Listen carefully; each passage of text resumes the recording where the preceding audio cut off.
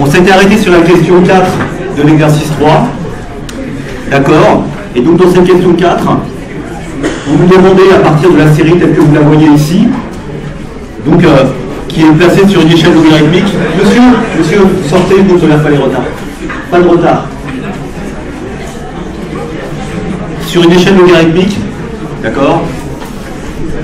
On a tracé l'évolution du PIB par habitant mondial depuis la nuit des temps, depuis l'année 0. Donc une question qu'on avait posée, c'était cette question-là, on s'était arrêté là, et on l'avait traitée, mais je vais la retraiter. On nous demandait à partir de ces données d'essayer de approximer le PIB en 1990. Approximer le PIB en 1990, le PIB par habitant. Oui, monsieur? J'étais pas la dernière séance avec vous, il y avait oui. Et vous n'avez pas fait ces parties. On n'a pas du tout commencé. De quoi, Léo? Et l'équation ici et Ah non, mais je vais reprendre, vous avez raison, c'est pour ça que je vais reprendre en partie. D'accord? Peut-être que ce qu'on avait vu dans la question précédente, d'accord? Dans la question précédente, ce qu'on avait vu, c'est que on avait le PIB en 1700, le PIB en 1820, le PIB en 1900 et le PIB en 2013. On avait pris le logarithme du PIB. On avait pris là ce qu'on a représenté, c'est le logarithme népérien du PIB. D'accord, c'est le point. C'est pour ça que l'échelle, ici c'est 4,5, 5,5, 6,5, qui correspond à un niveau bas 100, de 100, 200, 400 et 800. Si on cherche, à partir de ces points, à ajuster une tendance des moindres carrés.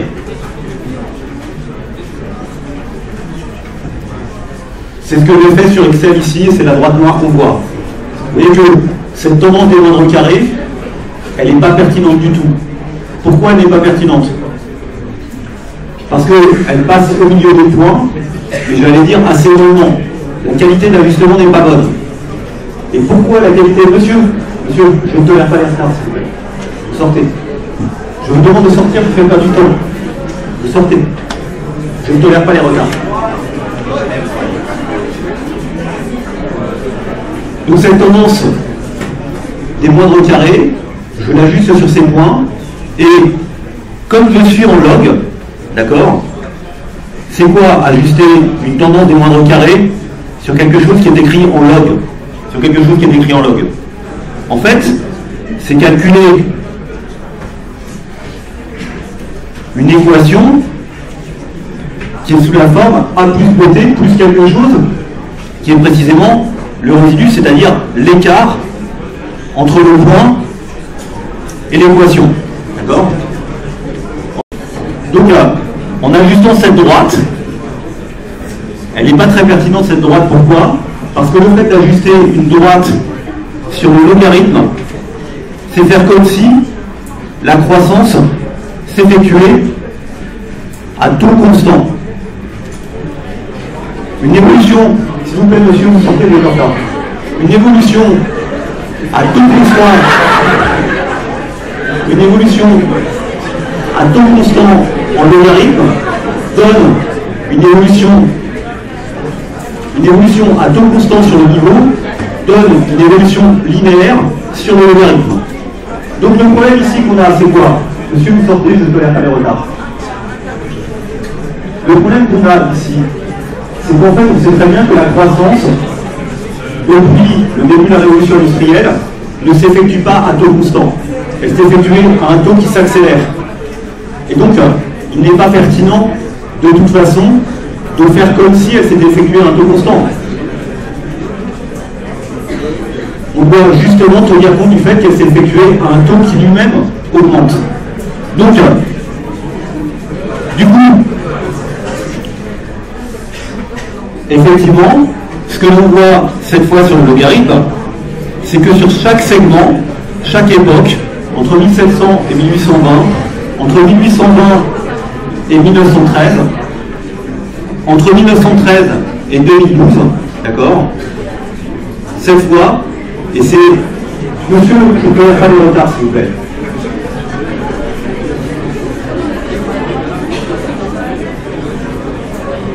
à chaque fois, d'accord, l'évolution s'effectue à taux constant sur l'intervalle qui est considéré, ou à taux approximativement constant sur l'intervalle qui est considéré. Et ça, le fait de dire que ça s'effectue à taux approximativement constant sur un intervalle qui est considéré, ça revient à lier les points par des droites.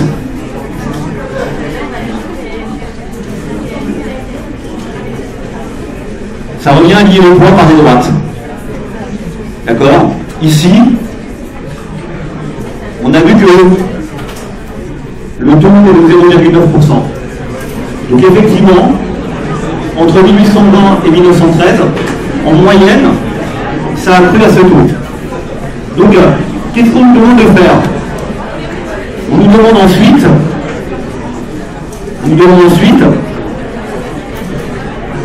de déterminer le niveau approximatif du PIB par habitant pour 1900. Ce niveau, comment on peut le faire? Vous savez que entre 1820 et 1913, la croissance a été de 0,9%. A été de 0,9%. Donc vous savez que le PIB en 1900, vous avez plusieurs manières de le calculer. Comment vous pouvez le calculer? L'approximer. Vous pouvez prendre le PIB en 1820, ok, et lui appliquer une croissance à taux constant de 0,9%. Donc, il suffit de faire cette opération-là. Il y a exactement 80 dates. Messieurs, vous deux là au milieu, vous sortez. Vous sortez tout de suite. Vous reviendrez après la pause. Oui, vous, monsieur, vous regardez. Vous sortez, vous reviendrez après la pause. Dépêchez-vous, j'ai pas de temps à perdre. Dépêchez-vous, monsieur. Arrêtez de lâcher votre ringot, vous sortez, vous êtes deux. Vous regardez, vous sortez tout de suite. Je vous demande de sortir. Vous reviendrez après la pause. Oui, moi aussi. Si vous n'écoutez pas, c'est pas la peine de venir. Franchement, moi, j'ai pas de temps à perdre. Et d'autres étudiants non plus. Vous en faites perdre à tout le monde. Vous faites ce que vous voulez au samedi matin, venez à l'interro après, je vais venir à l'interro après, mais n'oubliez pas venir là en attendant que ça se passe, et voilà. Et essayez de grandir un peu dans votre tête aussi. Donc, ça augmente de 0,9%. Donc 0,9%, ça fait quoi? Ça fait un taux qui est de 0,009, je vais encore oublier le 0 ici, d'accord? Et vous l'appliquez pendant 80 ans. Puisque, entre 1820 et 1900, monsieur, vous sortez tout de suite, vous avez demandé, dépêchez-vous. Vous êtes encore en train de téléphoner sur le téléphone au moment où je vous demande de sortir. Dépêchez-vous. C'est exactement égal à ceci. Si vous le faites, en 1820, on a vu que le PIB en base 100 était de 112,7. Ce facteur ici, c'est un coefficient multiplicatif qui s'applique entre 1820 et 1900, d'accord? Et ce coefficient multiplicatif, il est de 2,047, d'accord? Et donc vous trouvez un PIB qui est de 230,79. De manière alternative, on aurait très bien pu le faire en sens inverse. On connaît aussi le PIB en 1913, d'accord? Donc, on sait qu'entre 1900 et 1913, on va aussi appliquer un taux de croissance de 0,9%. D'accord? Mais cette fois, on ne part pas de 1820, on part de 1913. Après tout, le poids est tout près, mais ça n'a pas d'importance. Donc, dans ce cas-là, par quel nombre faut-il le multiplier? Eh bien, on sait que la croissance, elle a été de 0,9% entre 1900 et 1913. Mais attention, c'est en sens inverse. Cette fois, il faut le mettre à la puissance combien? Il faudrait le mettre à la puissance combien? Ben, quand on va vers l'avant, on le met à une puissance positive qui correspond au nombre d'intervalles. Quand on le retourne vers l'arrière, d'accord, on va le mettre à une puissance négative. Comme il y a 13 années entre les deux, on va mettre une puissance négative qui est à la puissance moins 13. D'accord? c'est une manière d'inverser en fait l'indice et d'inverser le centre de la croissance. Donc, le PIB en 1913, on l'avait calculé comme étant égal à 259,4, d'accord? Et ce facteur-là, ici, le coefficient multiplicateur qui va s'appliquer entre 1900 et 1913, en sens inverse du temps, évidemment il est inférieur à 1, puisque vous voyez qu'il y a eu de la croissance entre les deux axes, il vaut 0,89, d'accord? Si vous calculez. Alors après, attention, le nombre d'arrondis a d'importance. Et on trouve bien sûr le même résultat, d'accord? Bon, à peu près aux arrondis près, bien sûr. Une manière alternative de procéder, finalement, qu'est-ce qu'on a utilisé ici? On a utilisé le fait que le PIB suivait une suite géométrique de raison 1 plus G. Donc, le PIB à la date T, c'est le PIB à la date 0 multiplié par 1 plus le taux de croissance à la puissance T. D'accord? C'est ça le résultat qui est important. Si on applique le logarithme qu'on appelle le logarithme népérien, le logarithme, c'est une fonction mathématique telle que le log de A multiplié par B, c'est égal au log de A plus le log de B. C'est la propriété mathématique du logarithme. Un logarithme a cette caractéristique qu'il transforme un produit en une somme. Et c'est pour ça qu'on a inventé le logarithme. Parce que c'est plus facile de faire des sommes que de faire des produits. Alors vous allez me dire, c'est compliqué de calculer un logarithme. Vous avez raison. Mais une fois que vous avez calculé un logarithme, pour faire des produits, vous additionnez les logarithmes. Et c'est plus facile. Donc, exemple ici, à quoi est égal le logarithme de YT? C'est égal au log de Y0 multiplié par 1 plus G à la puissance T. D'accord? Ceci n'est rien d'autre que le log de Y0 plus le log de 1 plus G à la puissance T, à cause de ma formule, qui est le fait que le log de AB c'est égal au log de A plus log de B. Et vous voyez aussi que le log de 1 plus G à la puissance T, toujours à cause de la même formule, c'est égal à T fois le log de 1 plus G. Donc, en fait, ceci n'est rien d'autre que le log de Y0 plus T fois le log de 1 plus G. Vous voyez donc qu'une évolution qui était une évolution en puissance dans le niveau devient une évolution linéaire quand on considère le log. Ici, le G, il est égal à 0,09, c'est-à-dire à 0,9%. D'accord? Le log de 1 plus G,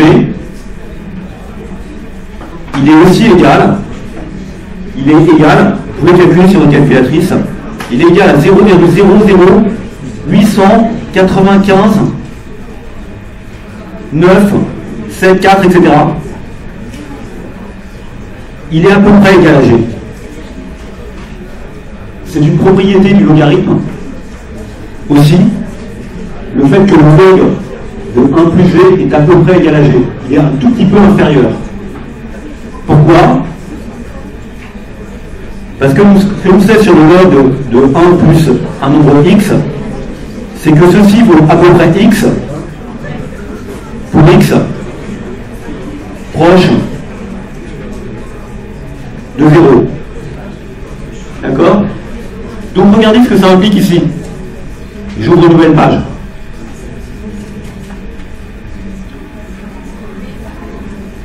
Le log de YT, c'est égal au log de Y0 plus T fois le log de 1 plus G. Une évolution qui était une évolution en puissance devient une évolution linéaire lorsqu'on considère le logarithme. Donc ici, vous voyez que le log de Y 1900, il est aussi égal au log de Y 1820 plus T fois le log de 1 plus g. Et le log de 1 plus g, il est à peu près égal à 0,09. Il est à peu près égal à g.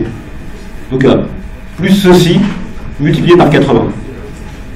Et ça, c'est une approximation, parce que ceci, c'est g, et que g, ou que plutôt le log de 1 plus g, c'est à peu près égal à g.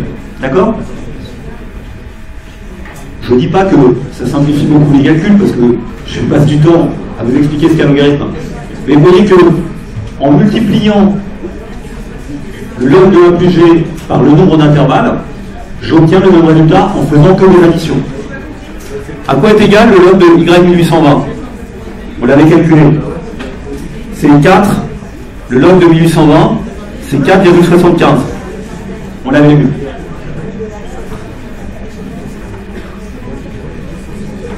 Plus 80 fois 0,09. Ceci me donne un log de y1900 qui sera égal à 5,45. À peu près. D'accord? Donc maintenant, vous savez que le log de y1900, il est égal à 5,45. D'accord? Et donc, comment vous en déduisez y1900? Il suffit d'inverser la fonction log. Et pour inverser la fonction log, c'est quoi l'inverse de la fonction log? Exactement. C'est la fonction exponentielle.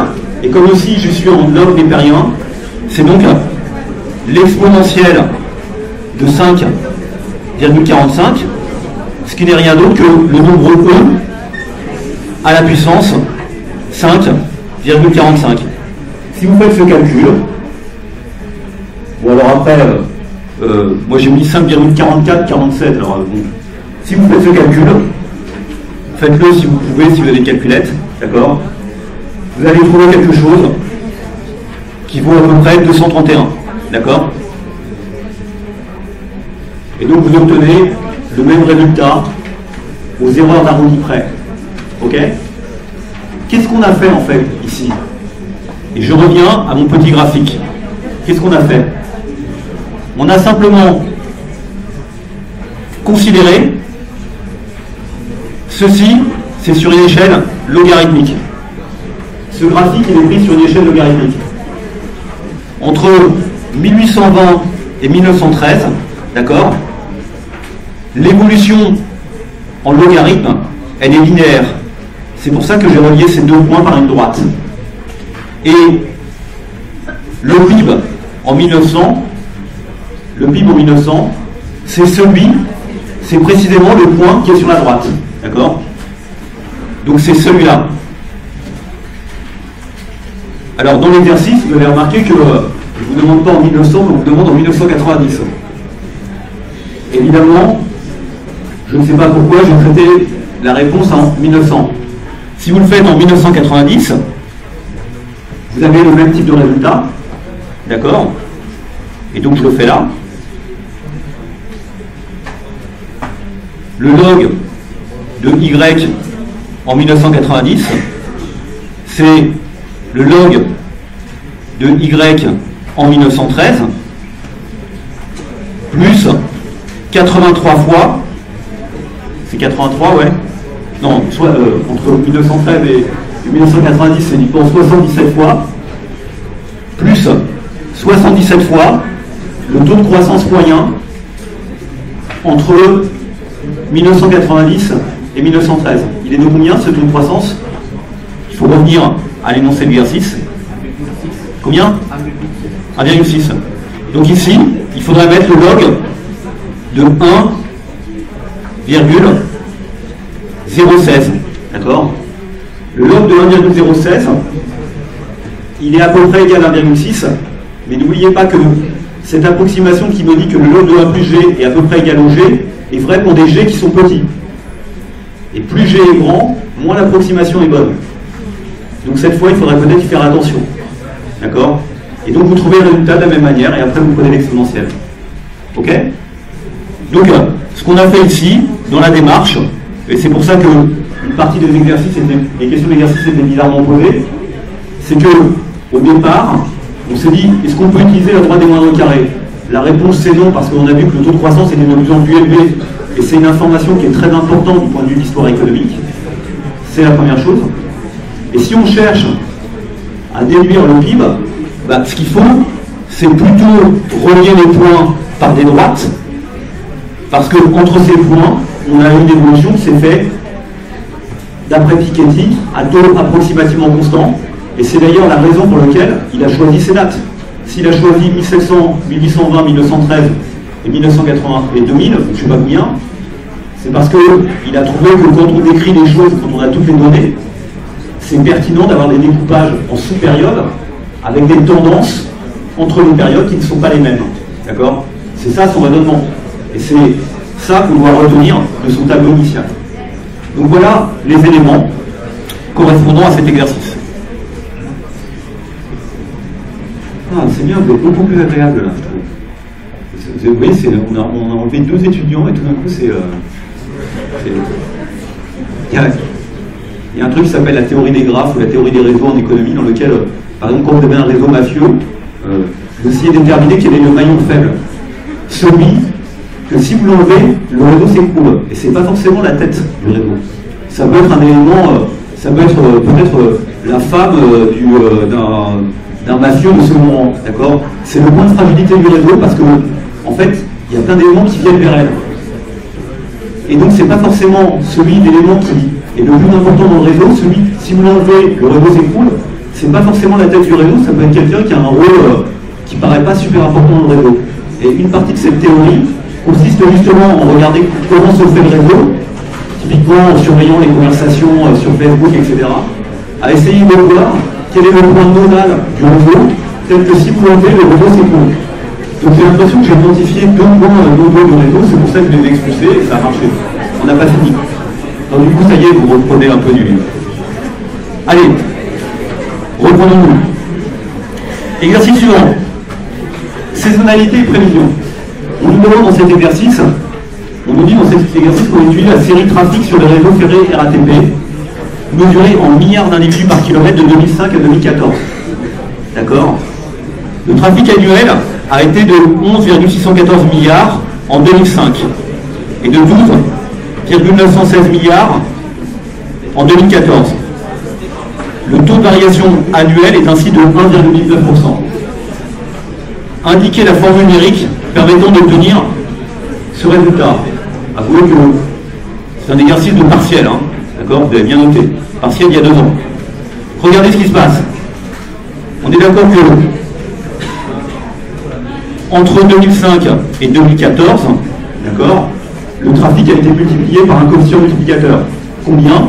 Ce coefficient multiplicateur, c'est simplement le trafic en 2015, en 2005, d'accord, 11,614 au dénominateur, et au numérateur, le trafic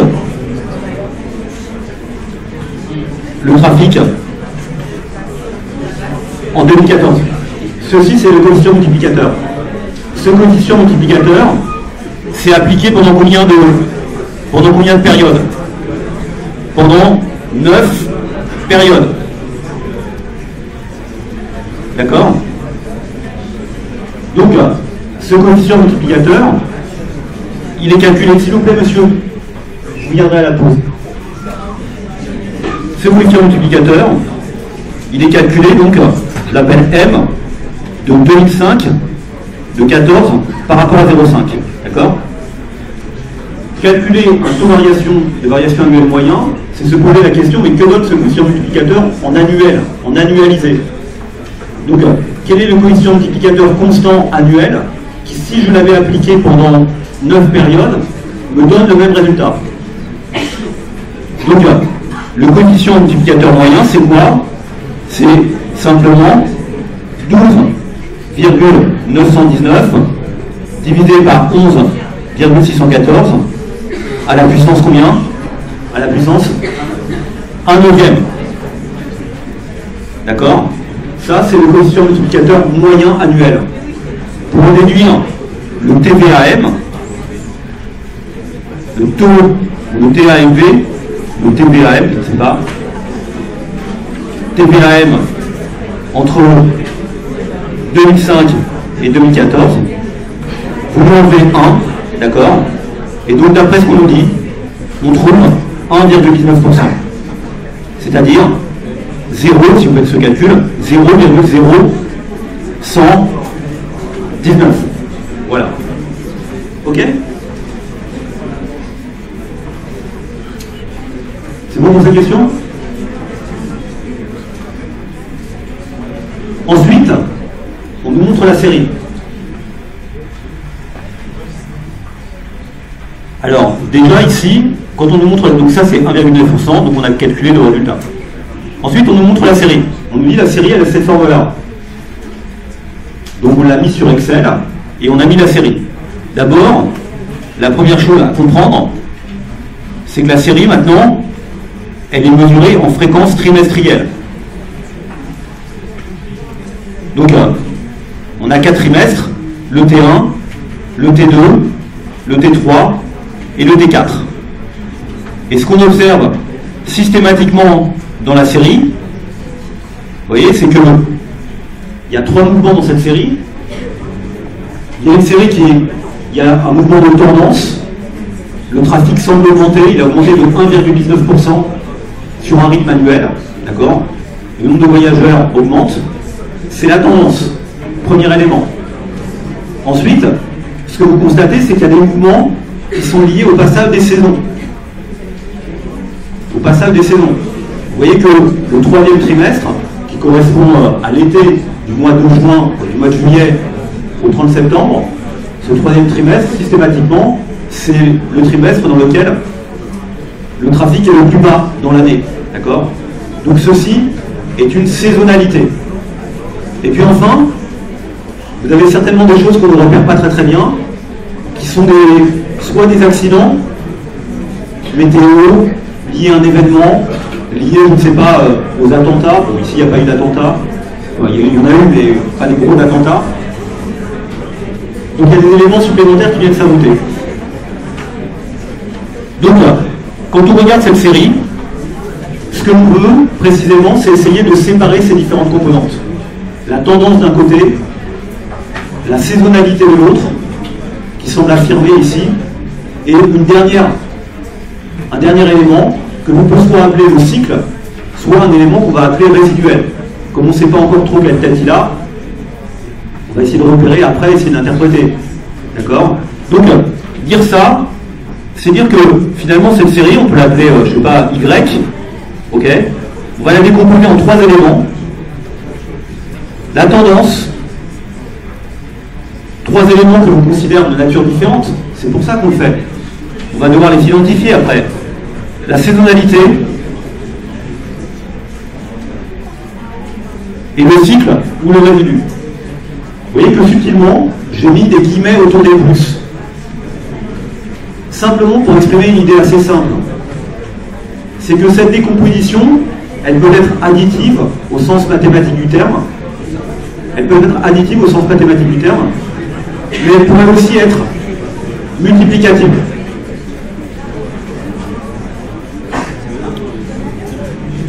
Le modèle additif,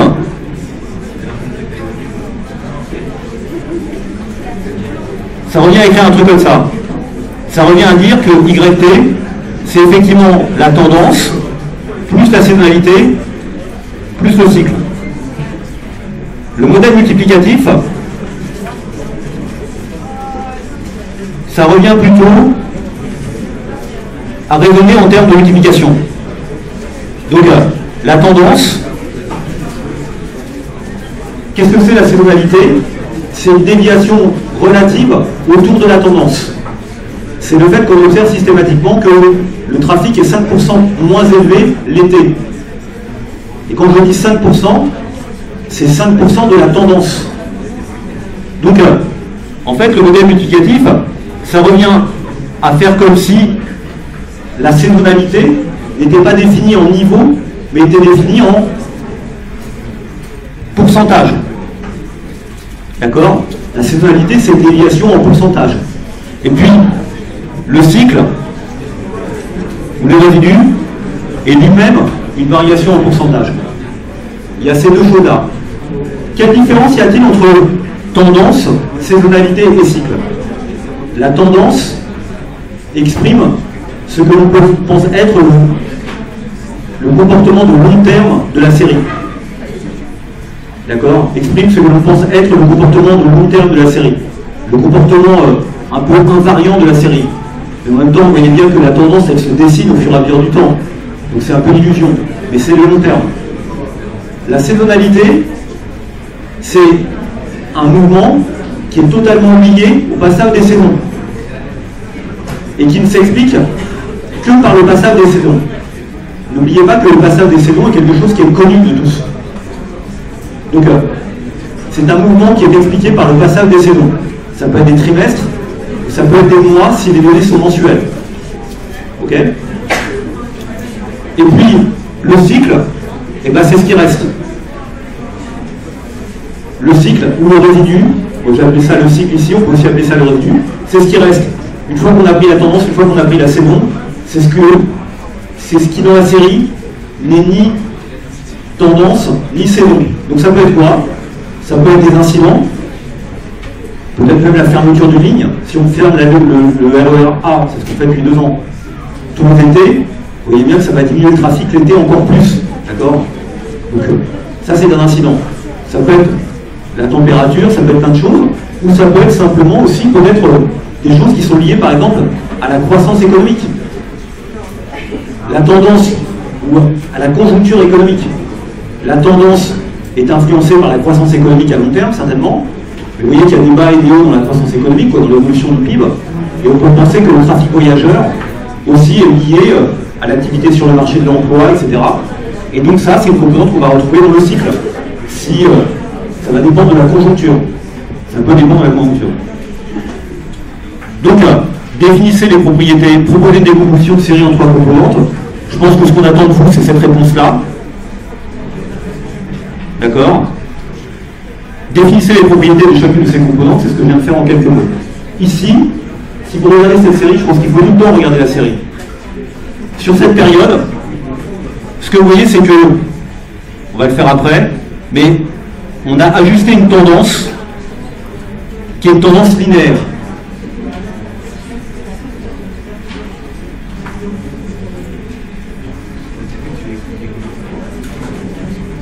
Ça va être la question suivante. Vous voyez que cette tendance, avec les petits points que j'ai mis, qui ont été calculés par Excel, on va voir comment après, ça paraît peut-être une description que je qualifierais de raisonnable de la tendance. Ok, ça me paraît pas choquant de dire de cette manière-là. La tendance, ça serait ça. Qu'est-ce que ça veut dire? Vous voyez que la tendance ici, c'est l'équation de la droite des moindres carrés. C'est Y égale 0,087 multiplié par X. X, c'est le temps. C'est bien ça. Je vous représente par rapport au temps. Plus 2,8988. 2,8988, c'est l'ordonnée à l'origine. D'accord? 0,087, c'est la pente. 0,087, ça fait combien? Les données sont en milliards. Les données sont en milliards. Donc 0,087, ça doit faire 870 000. Les données sont en milliards. Donc les milliards, c'est des milliers de millions. Oh, d'accord? Je suis désolé d'être aussi trivial. Les milliards, c'est des milliers de millions. Donc une augmentation de 0,087, une pente de 0,087, ça signifie quoi? Ça signifie que chaque trimestre, on a eu plus 870 000 voyageurs. En plus, par trimestre. D'accord? La série a augmenté de 870 000. Ok? La série a augmenté de 870 000. Donc c'est ça qui exprime la pente de la tendance. Maintenant, donc c'est comme ça qu'on l'interprète. Hein. Quand on dit ça vaut 0,087, ça signifie qu'à chaque fois que le T avance de 1, donc de 1 trimestre, ça augmente de 0,0087 milliards, c'est-à-dire de 870 millions. De 870 000, pardon.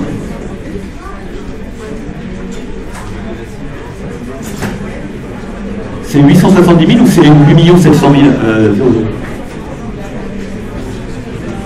Non. C'est pas de 870 000, c'est de 8 700 000. D'accord? 0,0087 milliards, sachant que 1 milliard c'est 1000 millions.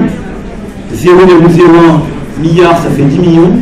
Donc 0,087 ça fait 8 700 000. Donc ça augmente de 8 700 000 chaque trimestre. D'accord? Ce qui est une évolution importante, mais en même temps on parle de niveaux qui sont évidemment très importants puisqu'on parle de 3 milliards de déplacements. Ok. Question? Comment est calculée la tendance?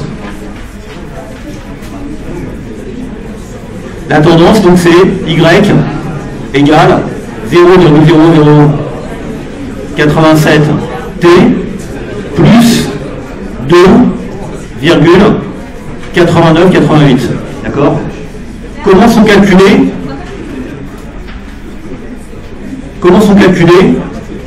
C'est une droite de type A plus BT. Comment sont calculés A et B? D'accord? Comment on les calcule? Comment Excel les calcule? Excel les calcule par la technique dite des moindres carrés. La technique des moindres carrés, ça consiste à ajuster une droite qui au départ est d'équation A plus BT dans le nuage de points. Parmi les points. D'accord? Donc vous avez tous les points qui sont ici, et puis vous essayez de trouver une droite, de déterminer son ordonnée à l'origine, A, sa pente, B, de manière à ce que la droite décrive le mieux possible les choses. Comment vous pouvez faire? Eh bien vous allez faire les moindres carrés. Les moindres carrés, ça consiste à faire quoi? Ça consiste à choisir A et B de manière à rendre au minimal les carrés des écarts entre la droite et les observations. Les carrés des écarts entre la droite et l'observation. Mais évidemment, vous avez plein d'observations. Donc ce qu'on va rendre au minimal, c'est la somme. C'est la somme. Si vous avez T latte, vous avez des observations qui sont YT.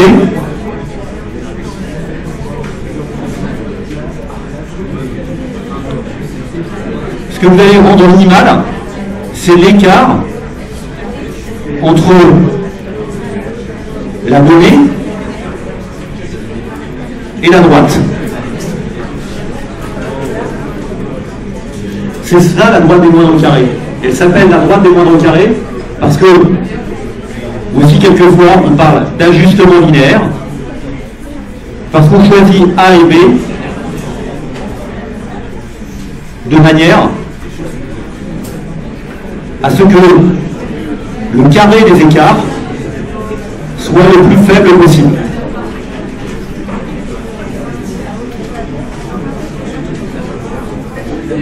C'est la même chose. D'accord? Et c'est ce qu'on fait ici. Donc Excel, il est capable, par son calcul, de le faire. Ok? Il est capable, par son calcul, de le faire. Comment le fait-il?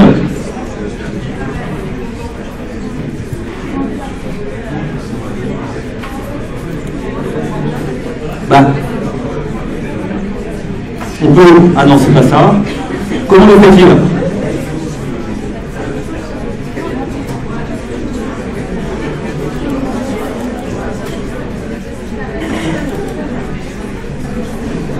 On ouvre le fichier Excel et je vais vous montrer comment on le fait.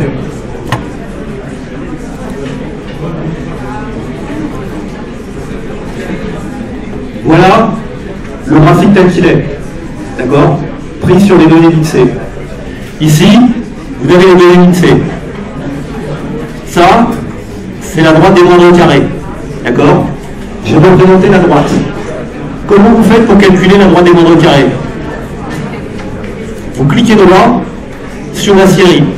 S'il vous plaît, monsieur, s'il vous plaît, ou bien la pause.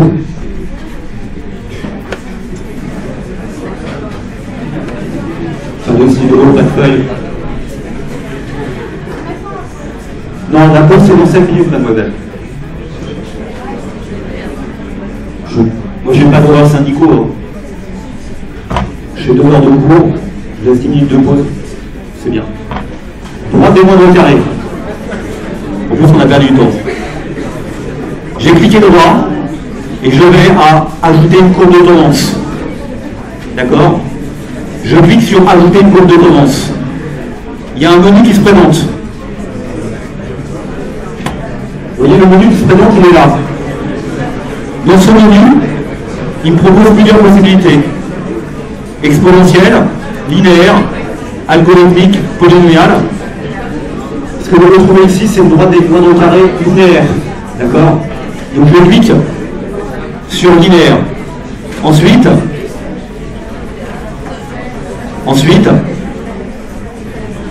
donc j'ai cliqué sur linéaire ici.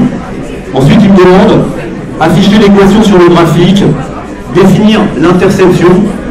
L'interception, ça s'appelle l'ordonnée à l'origine en français correct. Hein. En anglais, ça s'appelle interception, effectivement. Et donc, on le fait et on valide. Et si vous le validez, il vous calcule cette équation. D'accord? Donc, je viens de le refaire ici. Ok? C'est bon sur la droite des moindres carrés? Donc, c'est Excel qui le fait. Évidemment, j'aurais pu prendre autre chose. Exemple, si je mets exponentielle à la place, d'accord? Ce qui va calculer si je mets exponentielle, c'est quelque chose qui est sous la forme 1 plus g à la puissance t. D'accord? Si on fait, qu'est-ce que ça va donner? On va le laisser faire. On y va, on clique. D'accord? Il vient de le calculer. Vous voyez, c'est la petite droite qui est en dessous là. C'est celle-ci. D'accord? C'est celle-là, la exponentielle. Elle est à peine différente. D'accord? Elle est à peine différente. Pourquoi? Parce que la croissance, elle est faite sur cet intervalle. Oui, monsieur? En fait, c'est une très bonne question. Il faut essayer et il faut regarder ce qui est le plus joli, enfin, ce qui semble le mieux décrire les données. D'accord? Rappelez-vous sur l'histoire de la croissance chinoise, je ne sais pas si vous venez à mon cours ou pas, mais sur la croissance chinoise, quand vous analysez le 1950 à aujourd'hui, évidemment que ce n'est pas une tendance linéaire. D'accord? Et donc, la différence entre le linéaire et l'exponentiel est énorme. Ici, pour le trafic passager, qui a augmenté de 1,19% sur 15 ans, par an, la différence entre les deux, elle n'est pas suffisamment importante pour qu'on en parle pendant très très longtemps entre nous. D'accord? C'est ce que j'ai montré ici. Après, vous regarderez l'exercice du partiel de la dernière. C'était l'évolution du prix d'un poisson. Et vous voyez que le prix de ce poisson, dans la première partie, il y avait une tendance qui était assez linéaire, et puis après, il ne se passait plus rien. C'est pas évident dans ces cas-là. On va dire qu'il y a une rupture de tendance. C'est une rupture. C'est l'analyste qui décide. Et vous avez raison, c'est une question qui est difficile. Bon, je vous remercie de votre attention et cette dernière question. On va faire la pause. Donc, en fait, on a 7 amphis pour faire l'interro. Et puis, on a 2 autres salles. Donc, on va voir comment on va s'organiser. Ça dépend du nombre de gens qui étaient en retard, en fait.